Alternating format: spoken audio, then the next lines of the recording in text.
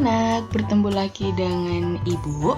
Nah, di sini kita akan belajar yaitu tema 6 subtema 3 tentang lingkungan sekolahku. Jika sudah siap belajar, mari kita bahas.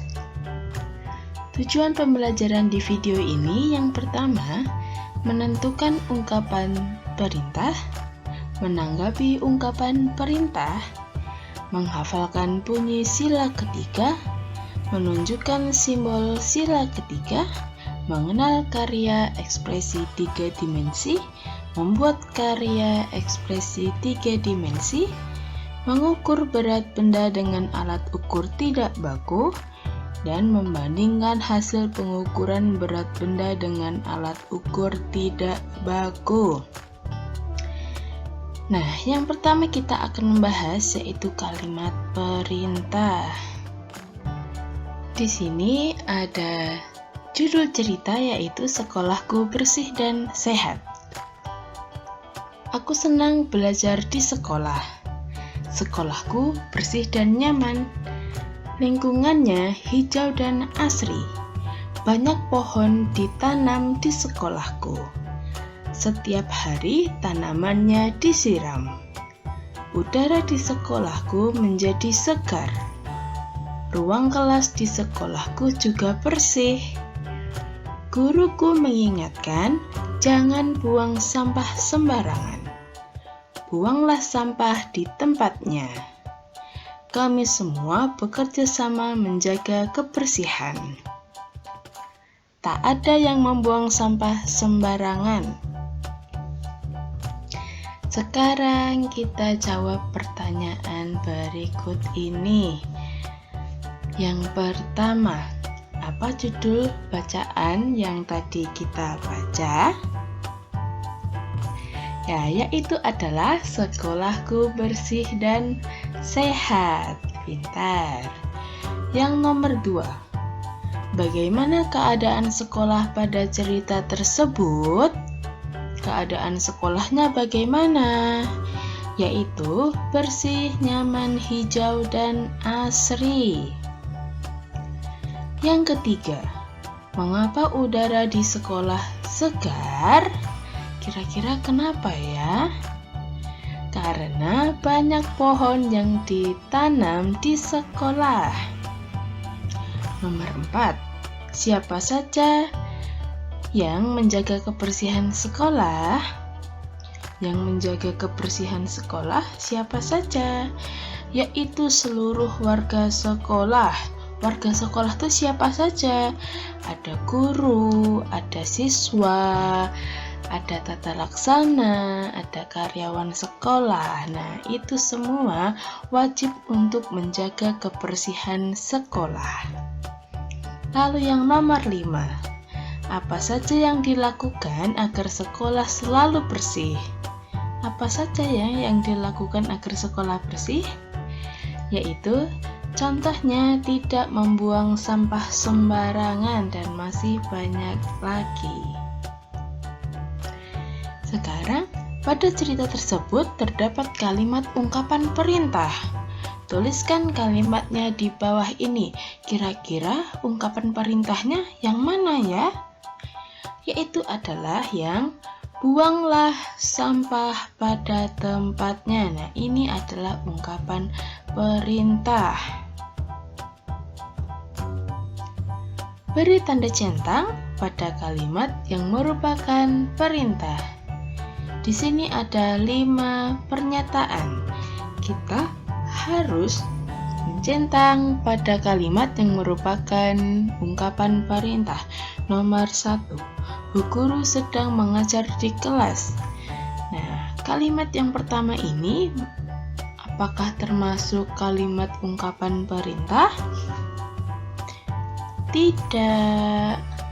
Lalu yang kedua, letakkan sepatumu di rak sepatu. Nah, apakah ini termasuk ungkapan perintah? Ya, ini bisa merupakan kalimat perintah. Yang nomor 3, anak-anak bermain di halaman sekolah. Apakah ini merupakan kalimat perintah? Bukan lagi. Yang keempat, buanglah sampah di tempat sampah.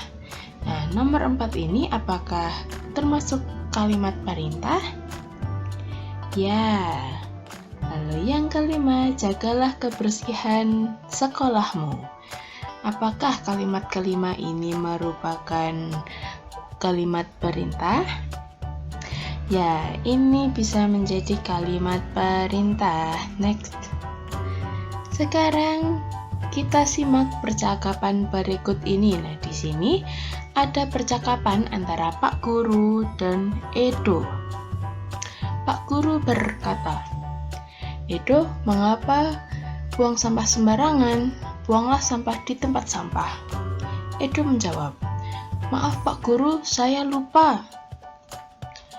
"Lupa itu karena kamu belum terbiasa membuang sampah pada tempatnya." Lalu Edo lagi menjawab, "Iya Pak, sekali lagi, maaf ya Pak."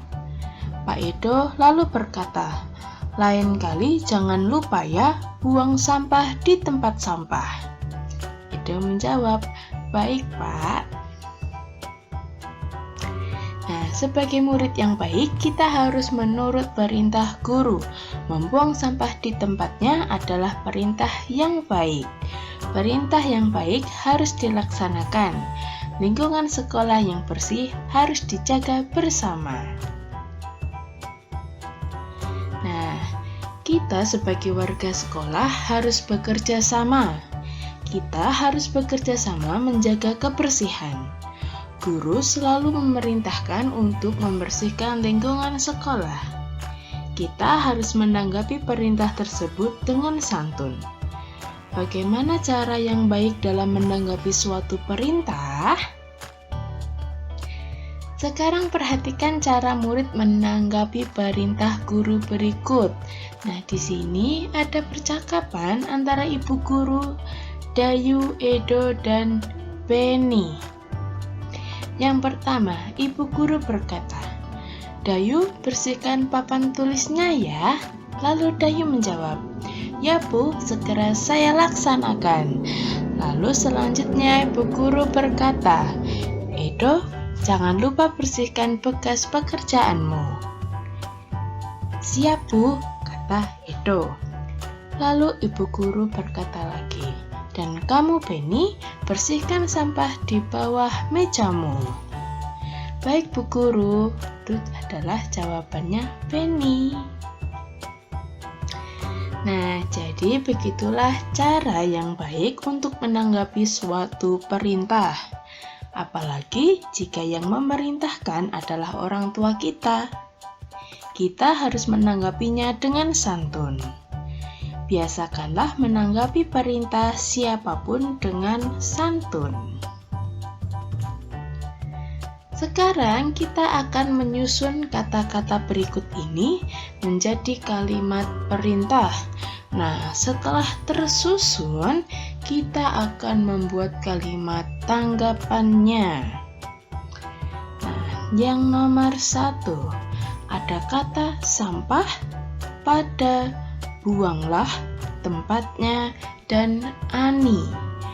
Kira-kira jika kita akan membuat kata-kata ini menjadi suatu kalimat perintah yang baik, maka bagaimana ya kalimat penyusunnya? Yaitu adalah, "Ani, buanglah sampah pada tempatnya." Nah, boleh begitu, atau "Buanglah sampah pada tempatnya, Ani." Boleh.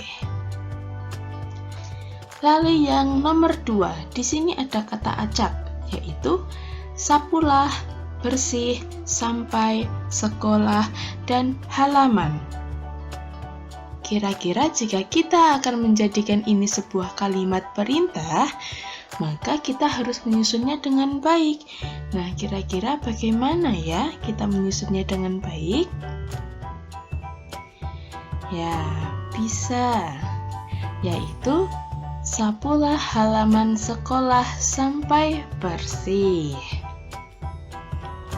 Selanjutnya nomor 3. Kata acaknya yaitu sepatumu, rak, letakkan, Benny, dan di. Nah, kira-kira kalimat perintahnya bagaimana ya? Yaitu letakkan sepatumu di rak, Beni. Kalau tidak, Beni, letakkan sepatumu di rak. Nah, ini adalah yang ketiga. Dan yang keempat, ada kata acak yaitu rapikan, selesai, mejamu, kembali bekerja. Nah, kira-kira kalimat perintahnya bagaimana ya?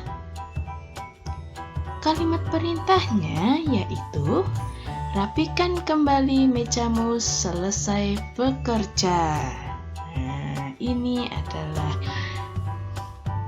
baik, kita telah selesai yaitu menjadikan kata-kata acak ini menjadi kalimat perintah.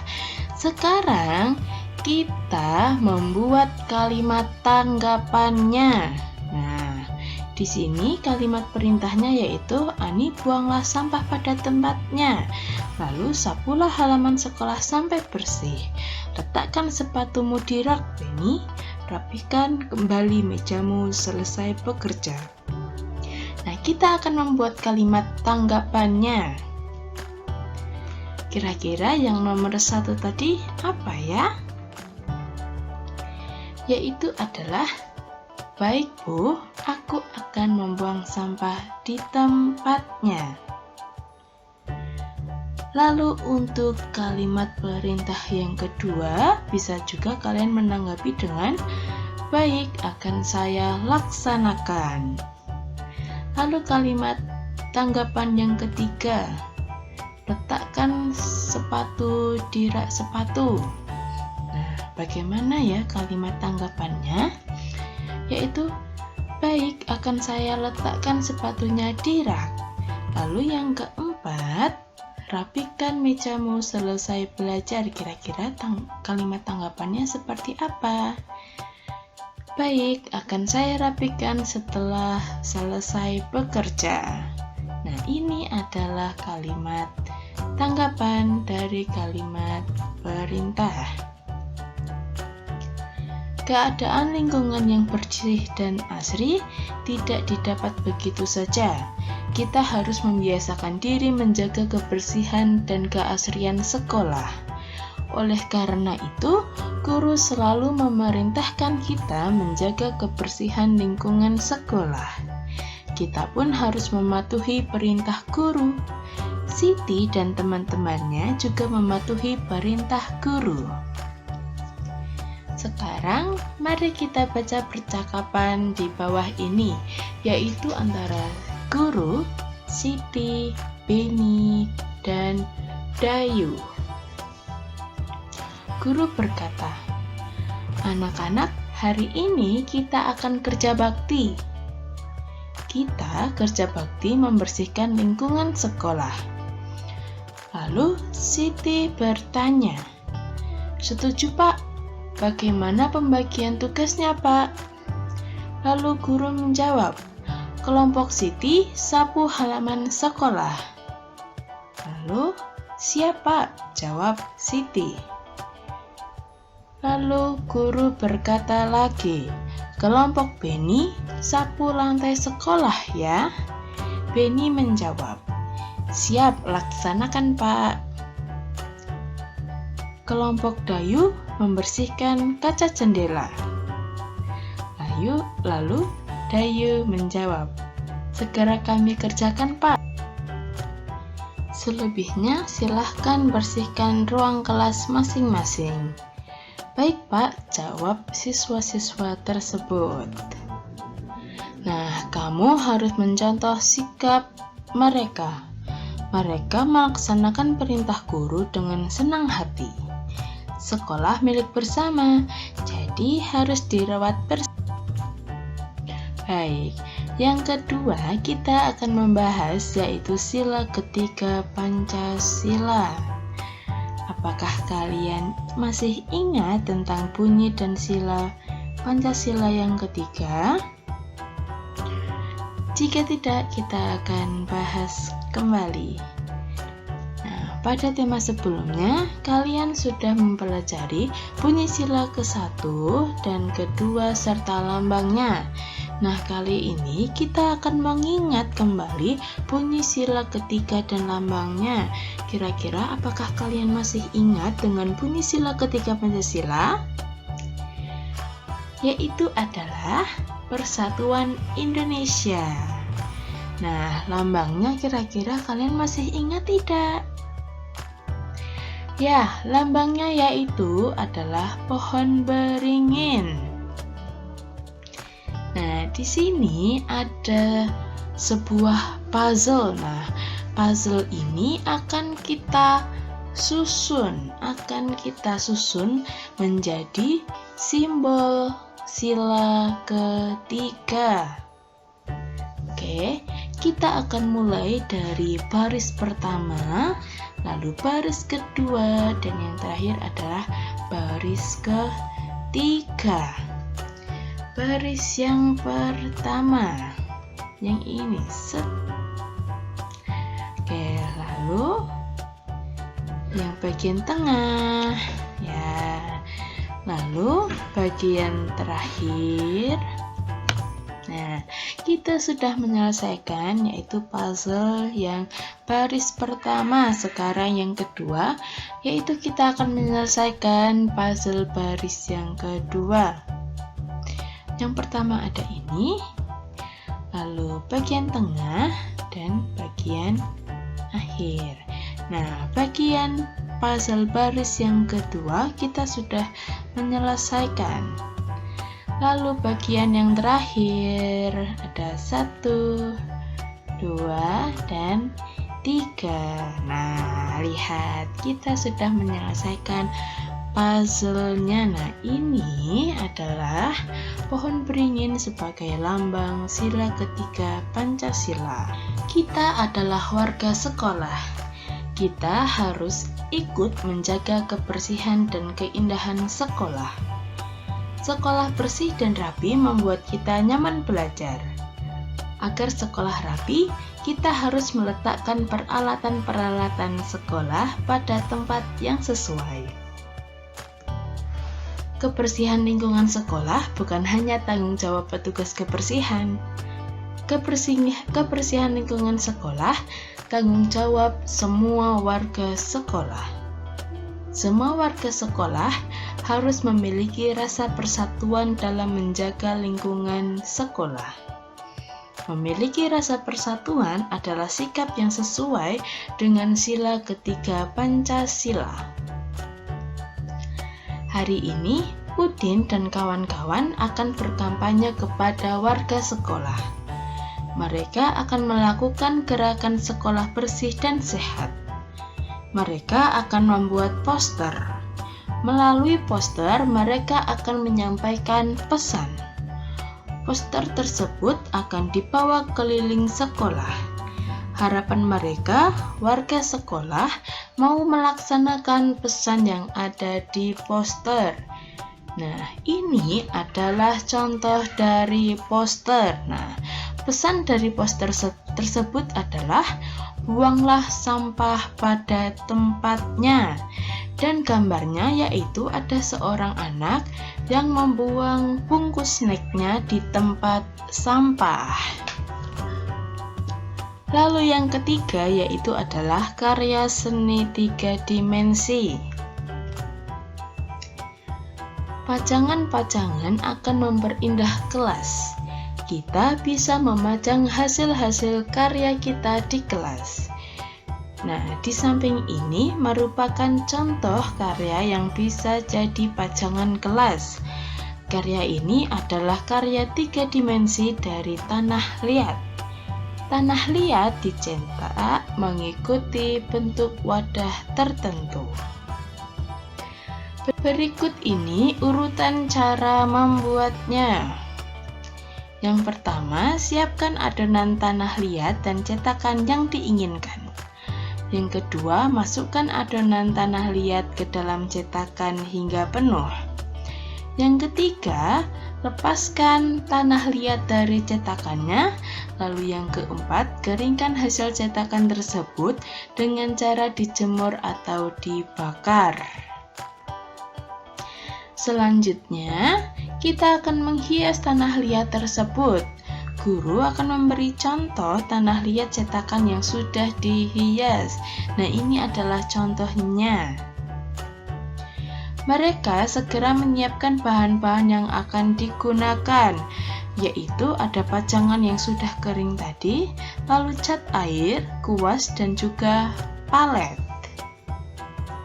Mereka mulai bekerja mengikuti langkah-langkah berikut. Yang pertama, letakkan cat air ke dalam palet. Lalu yang kedua, lukislah pajangan yang tadi sudah kering menggunakan kuas. Lalu yang ketiga, diamkan agar cat warna kering dan tunggu hingga catnya mengering. Setelah selesai bekerja, mereka merapikan peralatan yang digunakan. Mereka juga membersihkan kembali meja kerja mereka. Mereka menjaga agar meja mereka selalu bersih. Lalu yang keempat ada alat ukur tak baku. Mari kita bahas. Nah, ayo mengukur berat menggunakan timbangan sederhana. Alat-alat yang diperlukan yaitu gantungan baju, kelereng, koin, dan kantong plastik transparan. Yang pertama yaitu siapkan alat penimbang, yaitu adalah gantungan baju. Lalu yang kedua, letakkan kedua plastik pada ujung timbangan seperti gambar berikut. Lalu yang ketiga, masukkan benda-benda yang akan diukur di salah satu plastik. Masukkan benda yang akan diukur di salah satu plastik saja. Kemudian masukkan kelereng dan koin hingga kedua plastik seimbang. Sekarang mari kita jawab soal-soal berikut ini. Beri tanda centang pada gambar yang lebih berat. Di sini ada sebuah contoh. Berat A, benda A yaitu adalah 7 kelereng. Di sini kalian bisa menghitung kelerengnya ada 7. Lalu berat yang benda B adalah 5 kelereng. Jadi mana yang lebih berat? Yaitu adalah gambar A yang 7 kelereng. Lalu yang kedua, mari kita kerjakan. Berat benda A sama dengan berapa kelereng ini? Ada 1, 2, 3. Ada 3 kelereng. Lalu berat benda B ada berapa kelereng? 1, 2, 3, 4, 5. Ada 5 kelereng. Jadi mana yang lebih berat? Benda A atau benda B? Yaitu adalah benda B. Yang nomor 3. Berat A itu sama dengan 5 kelereng. Dan berat benda B ada 3 kaleng. Di sini sama dengan 8 kelereng. Jadi mana yang lebih berat? Benda A atau benda B? Dilihat, yaitu adalah benda yang B, maka kita centang pada yang B. Lalu yang keempat, berat benda A ada 5 kelereng dan berat benda B ada 3 kelereng. Jadi mana yang lebih berat, benda A atau benda B? Yaitu benda A. Lalu yang nomor 5, berat benda A sama dengan 5 kelereng dan berat benda B adalah 8 kelereng. Mana yang lebih berat, benda A atau benda B? Ya, yang lebih berat adalah benda B. Nah, di sini terdapat hasil suatu pengukuran. Nah, botol itu ada 4 bola, 4 kelereng, dan 1 koin. Sedangkan yang sebelahnya ada 2 kaleng. Nah, 2 kaleng itu beratnya sama dengan 5 bola dan 3 koin. Coba dilihat di antara botol dan kaleng, manakah yang lebih berat? Ya, yang lebih berat adalah kaleng. Nah, sesuai pengukuran tersebut, jawablah soal-soal berikut. Nomor 1. Benda yang lebih berat adalah, tadi benda yang lebih berat yang apa? Botol atau kaleng? Yaitu adalah kaleng. Lalu yang kedua, benda yang lebih ringan adalah, mana ya benda yang lebih ringan? Berarti botol. Nomor 3, berat botol sebanding dengan titik-titik bola dan titik-titik koin. Tadi berapa bola dan berapa koin untuk botol? Yaitu 4 bola dan 1 koin. Lalu yang keempat, berat kaleng sebanding dengan titik-titik bola dan titik-titik koin. Berat kaleng tadi sebanding dengan 5 bola dan 3 koin. Murid-murid melakukan kerja bakti membersihkan sekolah. Murid-murid mengumpulkan sampah yang dapat didaur ulang. Menurut guru, sampah itu dapat disetorkan ke bank sampah. Nah, sebelum disetor, murid-murid ingin tahu berat sampah. Mereka segera mengukur beratnya dengan timbangan sederhana. Sebagai alat ukurnya, mereka menggunakan bola tenis. Nah, inilah hasil pengukuran berat sampah. Ada sampah plastik. Sampah plastiknya yaitu sama dengan 2 bola. Dan juga ada sampah kaleng.